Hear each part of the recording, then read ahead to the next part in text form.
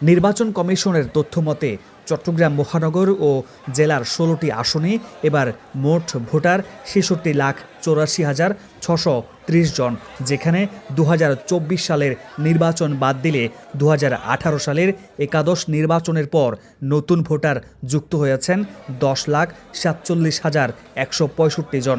জীবনের প্রথম জাতীয় ভোট ঘিরে এই বিশাল সংখ্যক তরুণ ভোটারের মনে উচ্ছ্বাসের পাশাপাশি দানা বাঁধছে নানা সংশয়ও।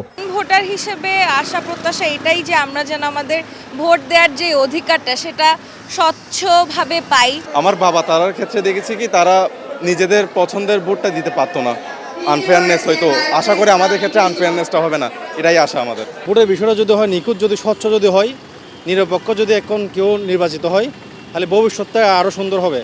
তরুণ এসব নাগরিকের ভোট ভাবনায় উঠে আসছে কর্মসংস্থান, শিক্ষা, মূল্যস্ফীতি আর ভবিষ্যৎ নিরাপত্তার প্রশ্ন। অনেকেরই রাজনীতি নিয়ে আগ্রহের পাশাপাশি আছে আস্থার ঘাটতিও। একসাথে গণভোট আছে, সাথে আছে আবার জাতীয় নির্বাচন।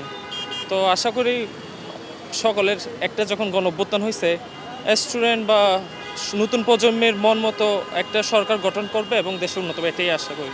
যেহেতু আগের নির্বাচনগুলো আমরা দেখেছি যে খুবই অনেক অনিয়ম ছিল আর খুবই অস্বচ্ছ ছিল। সো এই নির্বাচনটা আমরা চাচ্ছি যে খুবই স্বচ্ছ হোক, খুবই সুষ্ঠুভাবে হোক।